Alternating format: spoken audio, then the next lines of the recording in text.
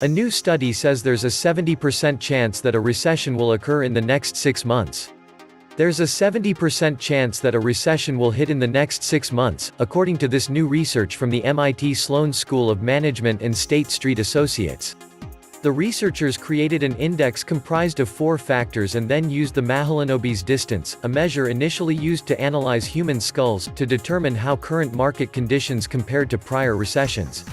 The global economy is already in the worst distress that we have seen since 2008, and it appears that the global slowdown is actually picking up pace as we have entered 2020. Banks create money from loans. The markets are high, but debts are even larger. The economy booms on borrowed money until you hit the Minsky moment. The bankers have loaded our economy up with their debt products, but we've seen the Minsky moment coming.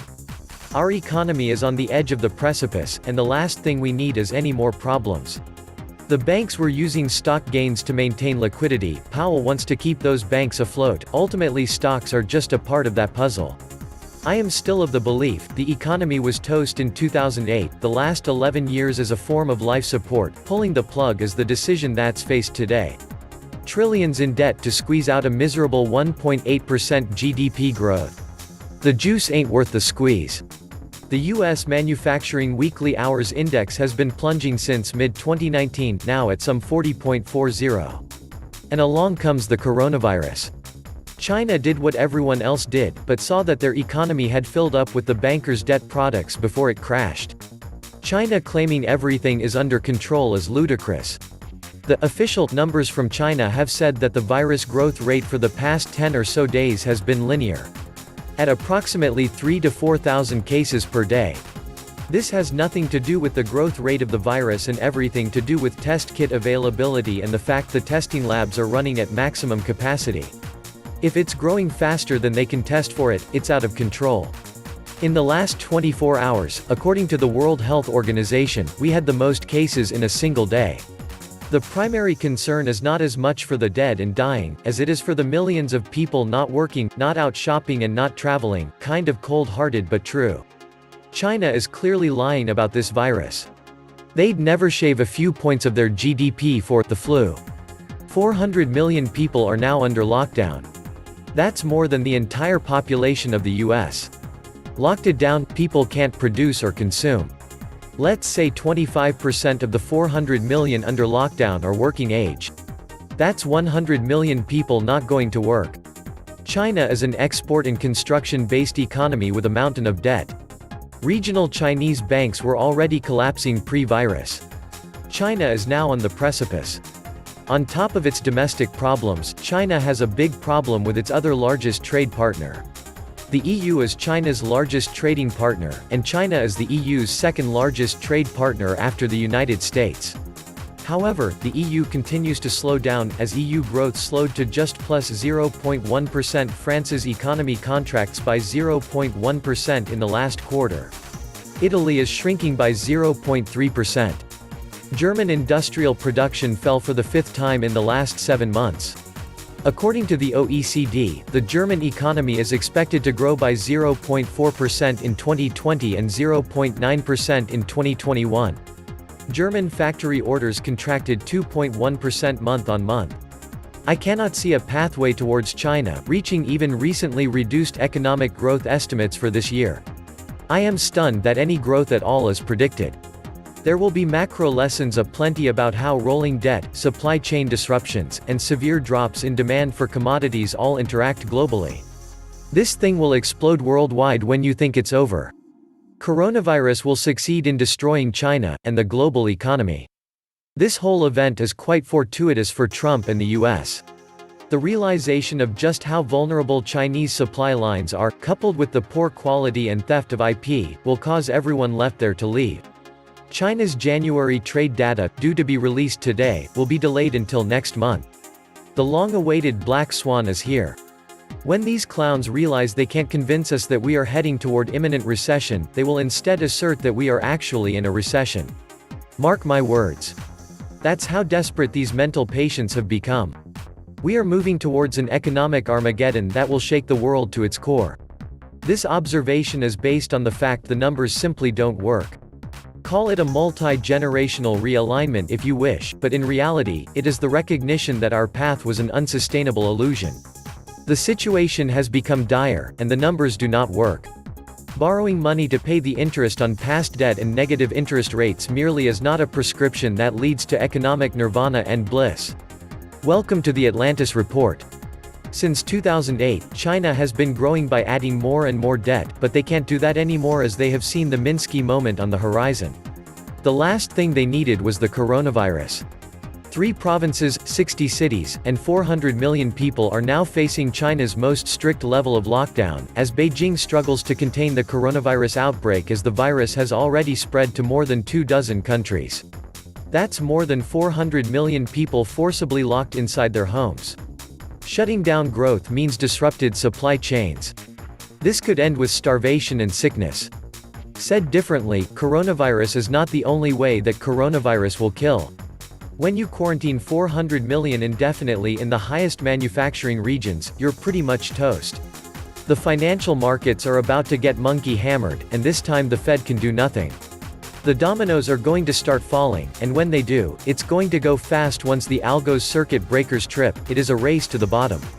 Even Goldman Sachs expects coronavirus to whack as much as 2% from global GDP in Q1, as a result of China's GDP growth sliding to 4% and, with China's economy now a quite material approximately 17% of the global economy.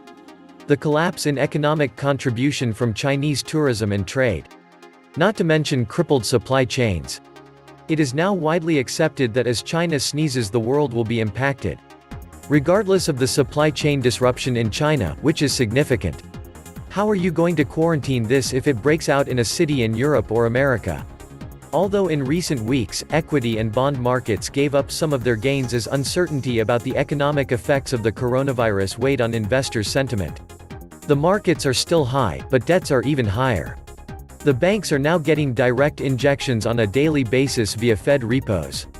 These idiots are printing billions a day, and it's going straight into the indexes. Powell has the balls even to say this when he and the rest of his whores are the ones jacking the markets. Since September 17, 2019, the New York Fed, with full awareness from Chairman Powell, has funneled more than $6.6 trillion in revolving loans to the trading houses of Wall Street with no vote in Congress and no disclosures as to what firms are receiving this money and why. The Federal Reserve continues to make the U.S. elite super rich richer and richer and even more powerful while the middle class worldwide gets poorer and disappears. The scheme, or better known as the Ponzi scheme. The U.S. elite super rich is delighted with the Federal Reserve. Jamie Dimon knows exactly what he wants. J.P. Morgan Chase has been fingered as the bank that contributed to the Federal Reserve having to intervene in the overnight loan market on September 17 of 2019, and every business day ever since. The Fed, through its money spigot, the New York Fed, has flooded Wall Street's trading houses with hundreds of billions of dollars weekly in cheap loans over the past 3 months. That cheap pre-announced source of liquidity has not only caused the stock market to set multiple new historic highs but has caused the stock of J.P. Morgan Chase to set multiple new historic highs as well. Jamie Dimon, the chairman and CEO of J.P. Morgan Chase, admitted on his quarterly earnings call with analysts that his bank had backed away from lending on September 17. That backing away contributed to the overnight lending rate spiking from an average of about 2% to 10% on September 17. That rate spike was used by the Federal Reserve to justify its interventions. The first of their kind since the financial crisis. Getting all their excuses in a row before things crash, it would appear. Priming the masses with their defense arguments for piling on debt instead of paying it down when they should have. When it all does come crashing down due to the unsustainable debt that never blinked while it kept rising. I wonder if Trump and his cronies will also remind people that the big idea of taking on that debt was Trump promised 4% plus growth that would magically pay down the debt. How will they explain that they failed to achieve either of these things and instead, simply saddled the younger generations with mountains more in debt and decades of misery? Never let a crisis go to waste, always an excuse to devalue the people's savings and prop up big government with artificially low interest rates, soon to be negative. When borrowing stops, creating money stops. It's a fractional reserve system. A slow down refers to the speed at which money changes hands. QE money is cheap money loaned to connected institutions and parties that then loan out that money, or so the story goes. Most of QE money is used to prop up an asset's price by manipulating supply and demand. QE money never reaches the street, only the price increases that are symptomatic of supply and demand manipulation. Real loans need collateral, but derivatives and hypothecated commodities used as collateral mean the loans on which QE is based are really just liar loans. When debt defaults, the money disappears. The joke of this whole financial thing is that Trump, the Congress, the Fed, the big banks, and all of Wall Street know exactly what's coming. As the dollar continues its path into the dustbin of history, as the world is rejecting it more and more as each month goes by. Yet no one has the balls to speak the truth about where we are heading as a result of all of this printing, which is now going vertical in the endgame scenario. Look at quarantine numbers: 11 million last week, 5 million escaped, 400 million today. Next weekend, 50% of China will be in quarantine.